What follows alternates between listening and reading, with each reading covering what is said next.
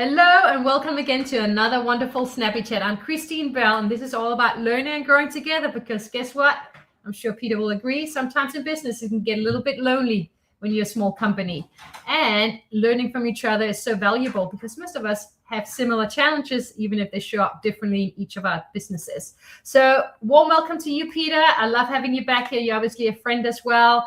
And you also have so many different businesses going on, but I do know that you are a specialist in retail and shopper insights. And who doesn't want to know about that? Because we're all trying to connect better and sell better, right? Absolutely. Morning, Christine. Lovely to see you again. Yeah, tell us a little bit more about yourself. It's so great to see you and catch up again. Thank you. Yeah, excuse me. I'm just enjoying my morning cup of coffee while I chat to you. So I hope you don't mind. Well, it's a Snappy Chat. That. It's all about chatting and relaxing and having conversations, right? Royce, great to see you. Royce is in America. He used to be a big radio personality in America. You should reach out to him and chat to him because he's got so many tales to tell. Absolutely. Yeah. Before we go any further, Christine, I'd just like to congratulate you on what you're doing. I think this is so important in terms of small to medium-sized business owners, just having that sense of community and you being the nucleus for that community. It is so critically important. And one thing I am picking up as a trend at the moment is in all spheres of business is this desire for community. And so I first just wanted to kind of give you a big shout out for that. I think the work that you do is amazing, and just keep on doing it. And hopefully people like myself and the other people that are dialing in this morning will give you that support and refer your friends to what Christine's doing. I love that. Thank you so much, Peter. I just want to say hello to Yolanda as well. But Peter, please, thank you for being here. But Peter, please share a little bit more about yourself. Yeah, sure. So as you can see, my name is Peter Wilson. I founded a business called the Shopper Collective 9.5 years ago already. It is an insight-led strategy consultancy specializing in retail and shopper. So my brands are my clients are retailers and brand owners rather. And essentially what I do is I look at better understanding shopper behavior and shopper needs in the context of retail, and then designing stores and categories around those needs. So a lot of work we do is actual measures of behavior through observational research, eye tracking, so on and so forth, versus post-rationalized reflections of behavior. So what I mean by that is I use surveys, absolutely, but I use them for more attitudinal work as opposed to getting past 7-day shoppers of a category or a store to try and play back to me what they actually did in the store in their last visit, which doesn't make sense to anybody. So you want to be there right when it's happening to understand what's going on in the moment? Yeah, absolutely. Yeah, it's really about, with more than 80% of our behavior in store being subconsciously controlled, you actually need to be there, as you put it, in the moment. So, And then, since the last time I spoke to you, which is probably about, well, not last time I spoke to you in person, but through Snappy Chat, which is probably about 3 years ago, I accidentally fell into coaching. I had a client and we had a chat the one day, and she turned around and she said, "How long have you been coaching clients for?" And I said, "What do you mean?" She said, "Well, you've just had this amazing session with me. Is this something you offer other clients?" I said, "No, I don't." So she turned around and said, "Well, you bloody well should." So for the last 2 years or so, I've been picking up the coaching side. After doing the retail shopper stuff for like 30 odd years, you pick up quite a bit of experience and doing a lot of qualitative research. You kind of develop the skill of listening, and you know only too well, you do the stuff yourself. So I have been coaching retail and brand owners, retail and brand leaders for the last 2 years and growing that side of the business. I love that. I just want to say hello to Musi. Thank you for being here as well. Now, this is really interesting in terms of moving. Whilst you have a successful business, you're also moving onto another business around coaching. So what are the things you coach on? Essentially, when you look at, excuse me, when you look at business owners or business leaders, one of the common themes that emerges from those conversations is about managing overwhelm, spinning plates. Yes. So one of the things I I do is know I just that help. really well. We all do. We all are spinning plates, and I guess in my case, it's that old saying of what is it? Why the peddlers, why sorry, not the peddler, the cobbler. Why the cobbler's children don't have any shoes.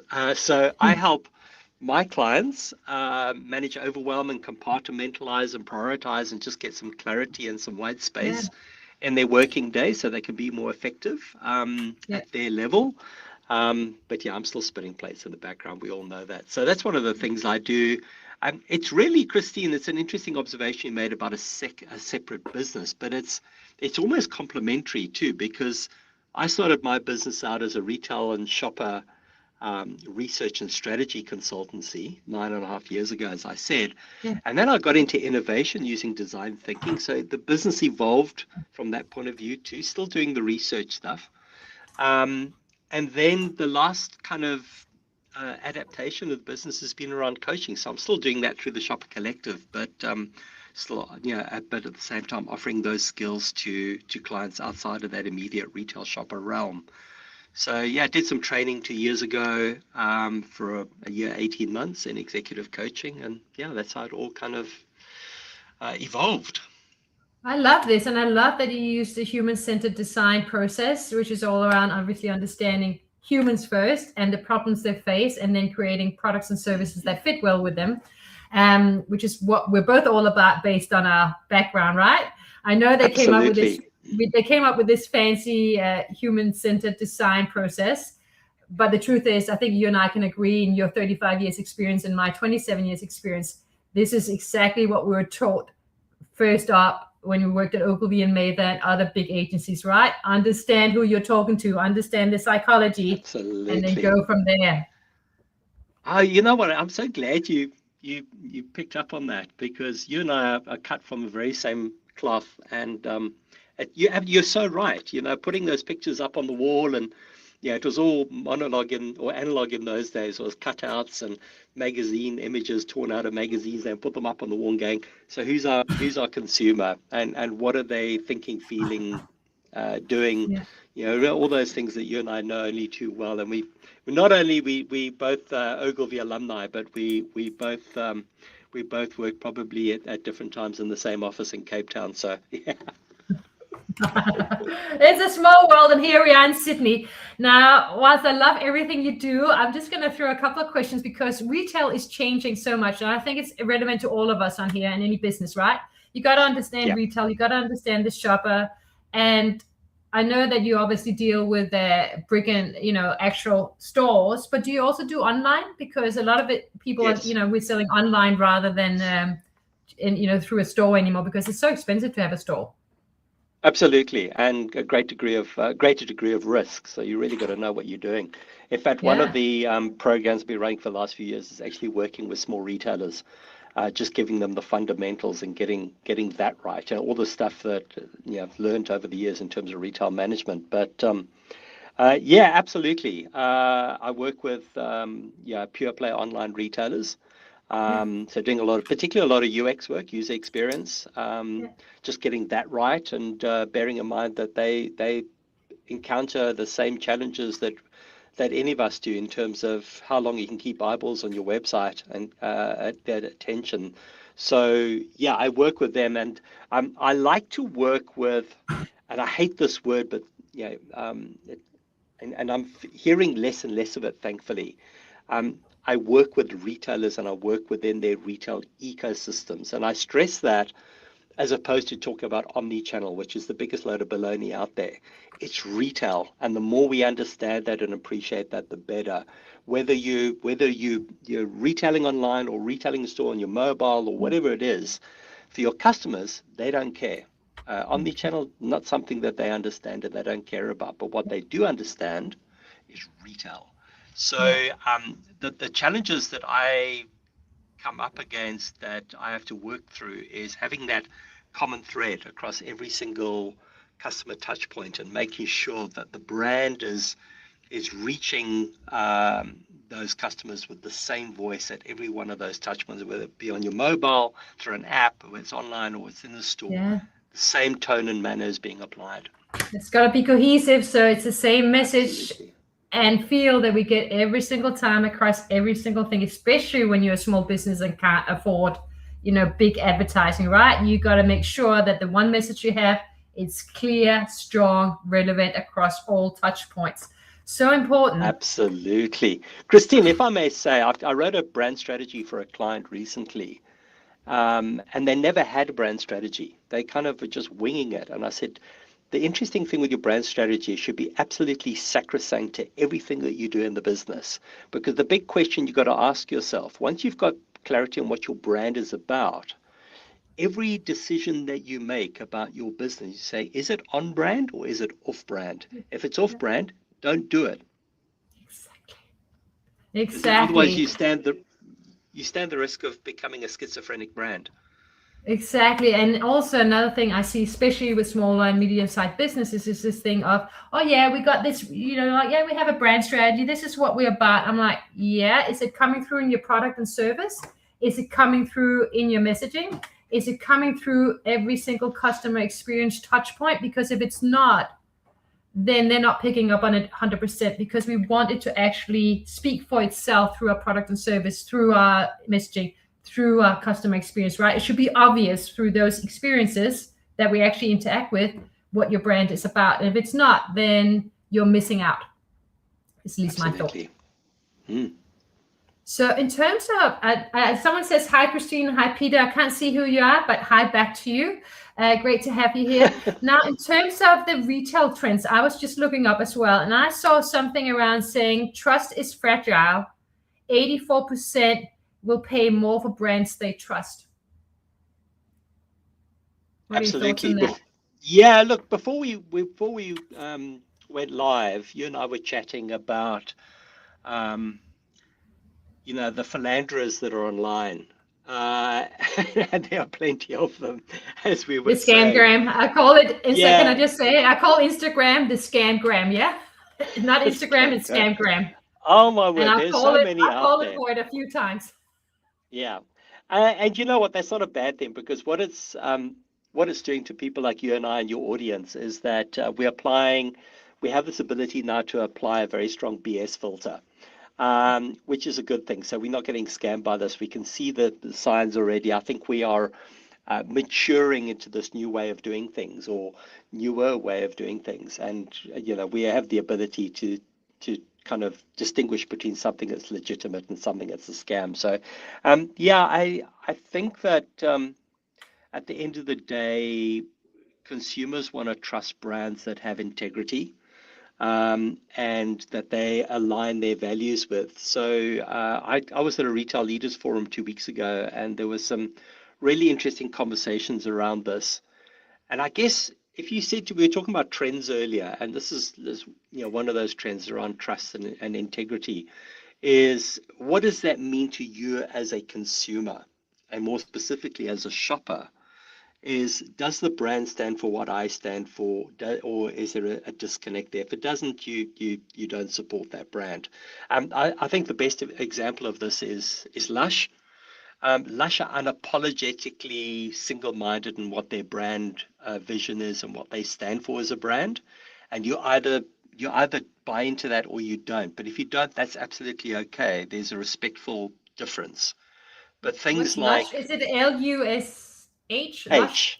Yeah, the bath bombs and all those other wonderful things just that they do. In case anyone is wondering what we talked about. Oh my word, yeah, absolutely. And they were very much pro the climate strikes that we had back in 2019. They're about changing the date.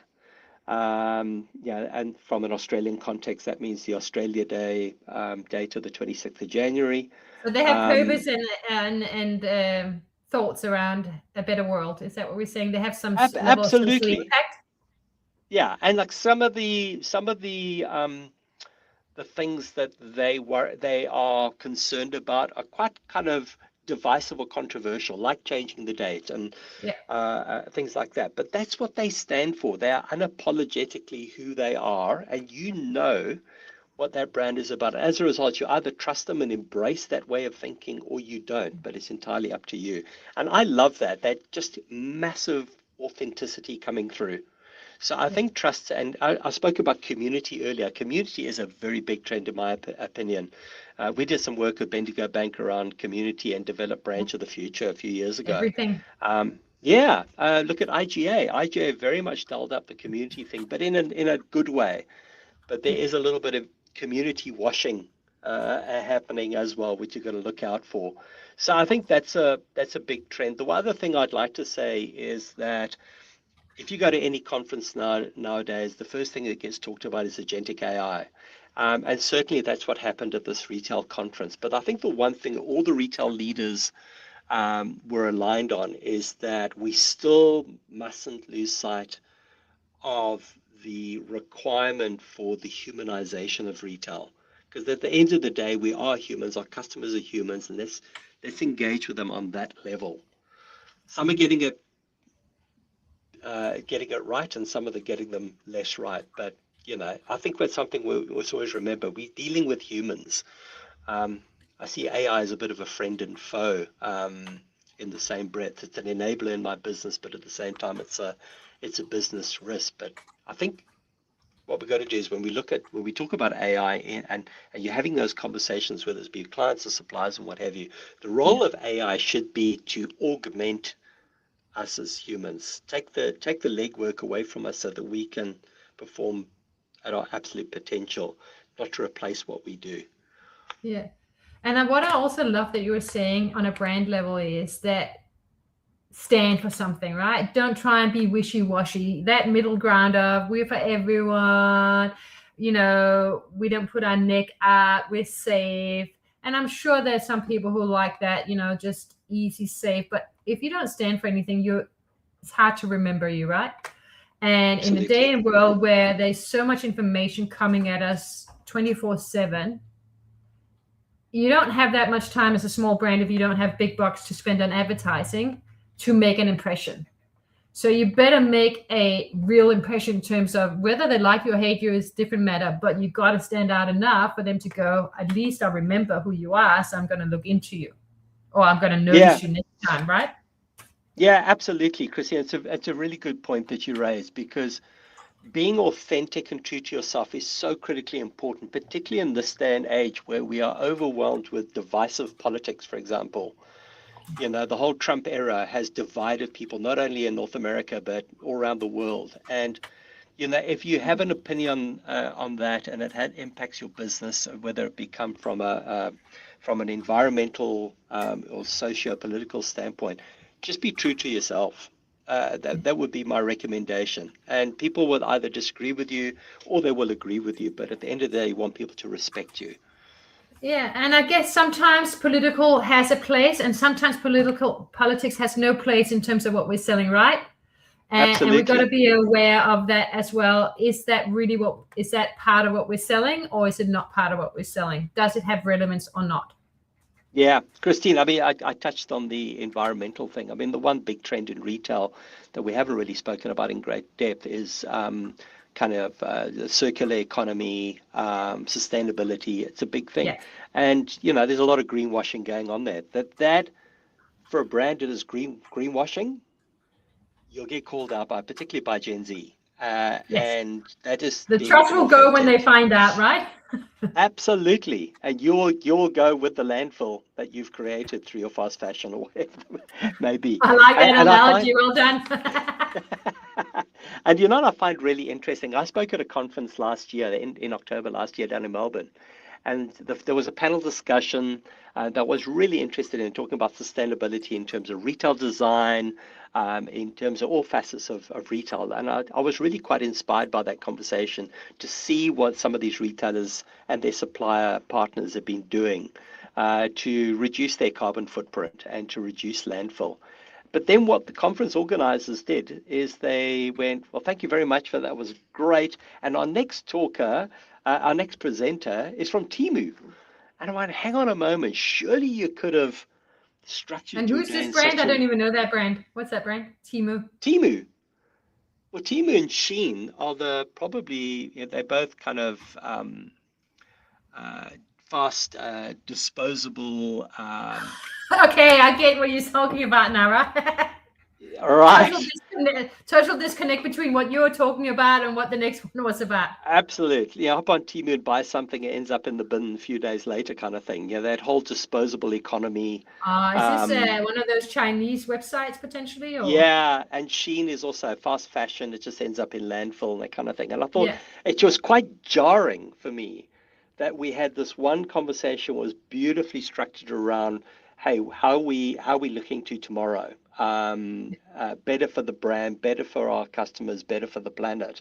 Straight into a Temu presentation about how we actually, yeah, move more product around the world, and ultimately we know what happens to those products is that mostly 99% of the time they're plastic or kind of yeah. low use And, items. So and at the same time, we look at Gen Z or C or whatever we call it. I can't pronounce Z or C ever, but they are very into the environment, but they don't necessarily have the money that it costs to buy locally yeah, made, conscious made, in terms of eco-friendly, etc. They don't have the money for it, so they will still go to H&M for clothes, right? Which is fast fashion.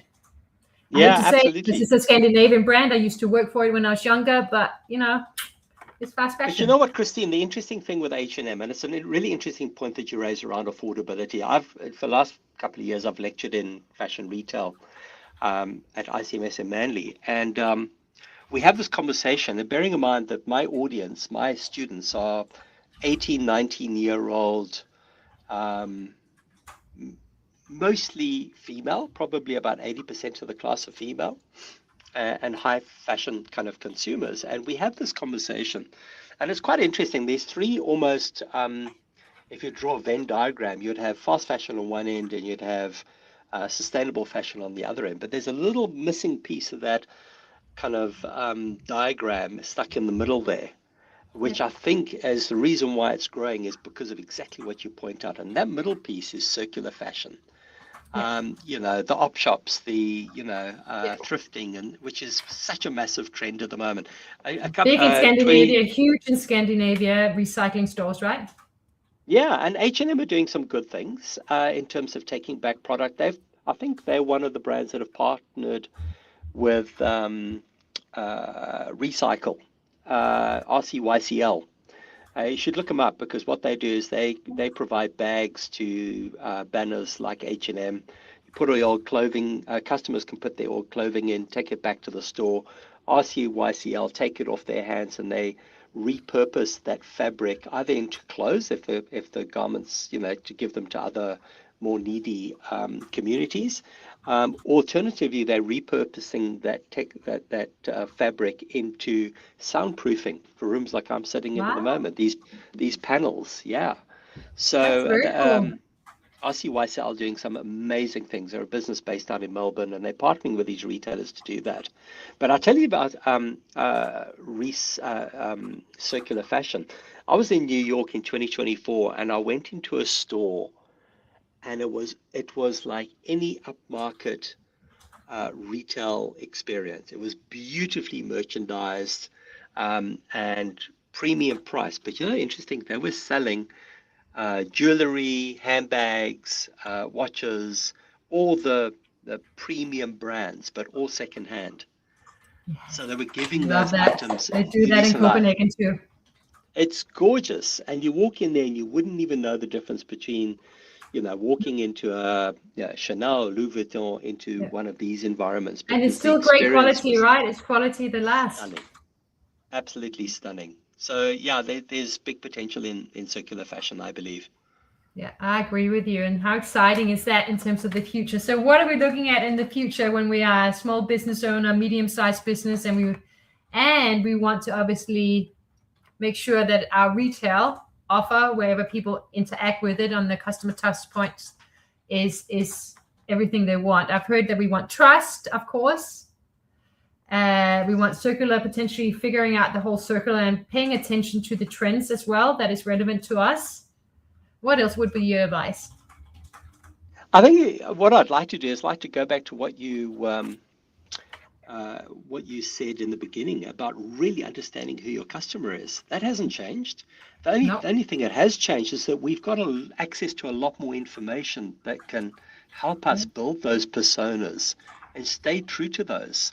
That's the first thing. Second of all, don't treat your store as your business as insular as perhaps you may have in the past. And what I mean by that, saying don't restrict your target market to people, if you're a store, to a 7 kilometer catchment, or your business saying, well, I can only have the ability to cater for the needs of people in Australia or even Yeah. in New South Wales, or whatever the case may be. I think we have the ability now to think more globally, particularly if you're a services business as well. Our market is broad. I mean, I was talking about the coaching business. I'm now targeting um, clients on the west coast of the United States because the timeline Works well. works in my favor. And the fact is that there's more people living in California than there are in Australia, just one state alone. So what is it? They're on, I think, 40 million at the Yeah. moment as a head Yeah. count, 42 million. I mean, it's Versus our massive. 26. Yeah. Massive. Yeah, So true. exactly. So think out of the box, think big. Don't be afraid to think big, right? Absolutely. And then Because the one step tools at are a time there. before overwhelm. Yeah. Just need to manage the overwhelm. So you can help with that too, right? Yeah, absolutely. But the nice thing about this is actually you can, that old saying, who was it made it famous? It's about owning your niche, but it's like own your niche to get rich. You can find your niche amongst those massive markets and then stay true to your niche. Absolutely. Now, one question before we go. Moosey is asking, can AI curb greenwashing? Wow, that's such a great question. And I don't mean that every time you go to a conference, you go, oh, that's a good question. That's a great question. Yes, it can. Um, it absolutely can, because what it can do is AI will give you the tool to be able to to apply your checks and balances to a brand's credentials. Very quickly the ends of your fingers, you can actually access info. I was talking earlier about accessing information. I can find information about clients, their latest activity, so on and so forth, in an absolute heartbeat. So yeah, absolutely, 100%. The AI can provide a role. Sorry, can I just finish off Yeah. really Yeah. quickly? There was a fantastic talk by the managing director of T2, and they're a B Corp certified organization, and they were talking about the need to embrace AI, but at the same time to stay true to their values and to remain compliant to their B Corp certification. Now we know how Yeah. much energy is used up by using applying AI in our businesses. But the interesting thing is that interplay between what AI can do to manage your environmental credentials. And this is what she was talking about. Like it's the lesser of the evils to build your sustainability Yeah. credentials and to be more effective in managing sustainability through the use of AI. So yes, AI uses a lot of energy, but when you look at the impact that it can have in terms of bolstering your environmental credentials, it's significant. So yeah, we can call out brands through the use of AI Yeah. I love to that. help us make more informed choices. I love that. I just want to finish. Yolanda says, "Think big." Absolutely, think big. If that's a key message here. And I Yeah. just want to say as well, you know what? Because I'm all human centered, so I'm like, what am I going to do with AI? Then I had a client recently, and they surprised me, but in a good way. We were sort of halfway through, not completely finished. She goes, "Oh, I just threw everything we've done so far in terms of the work on our strategy into AI, and it evaluated it." And you're like, what? But then I looked at it and holy moly, it literally gave a really good evaluation of where we're really strong. Thankfully, it was a good evaluation. Otherwise, I would probably been a little bit, oh no. But it was really good. But it also told us where potentially we were missing, key parts that could amplify it more versus what's going on in the market. Fantastic. The one thing I would recommend for you, Christine, and for your audience, there's a website called The Prompt Guy, and he sends out email newsletters, and they're amazing about what are the prompts you use in AI. Highly recommend it. I can make I think it's promptguy.ai or something. I can make that available to you. You can maybe share it with your audience. Please put it in the comments when we finish. That'd be good. Yeah, absolutely. And it's one of the few newsletters that I make a point of reading as soon as it drops in my inbox. And just talking about how you give your conversational AI the right prompts to get the right results can play a massive role in the quality of the outputs and how you apply that in your businesses. I think we all have, I think that's so important, because with AI, I will say my big concern around it, and we tell this to the students as well when I teach, is when we do research, check more than once, because it does lie sometimes, right? It just makes up stuff, and you got to make sure you double check and you ask the right questions, because it can only give you an answer that is as good as the question.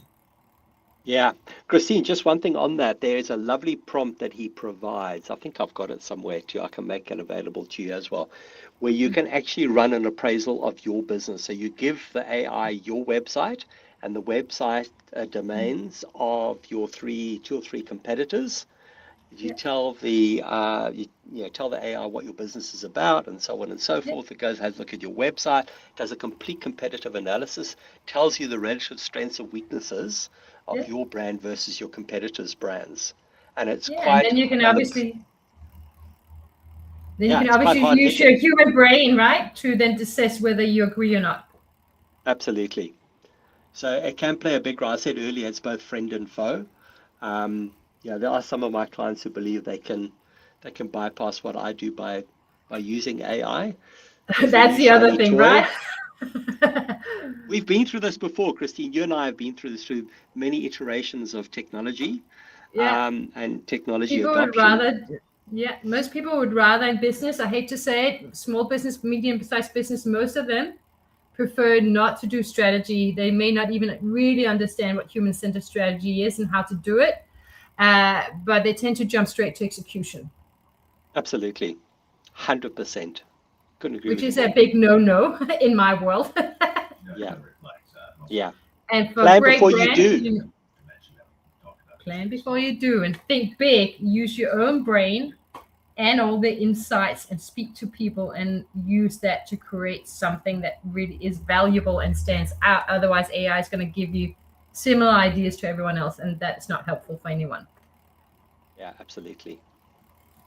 Love that. We better leave it, because I can talk to you forever.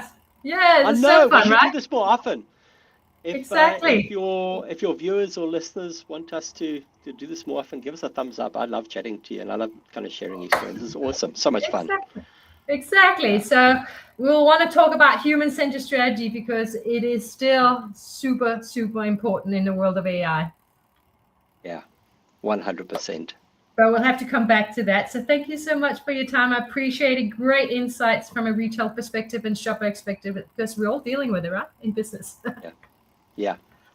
We all need you. So thank you. And overwhelm is you're real. Absolutely welcome. Absolutely welcome. Anytime, Christine. It's always fun to chat to you.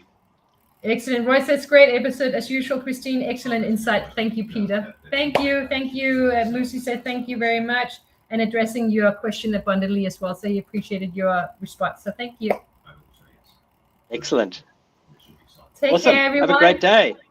You too, everyone as well listening in. To have a great day and night. Bye. Bye.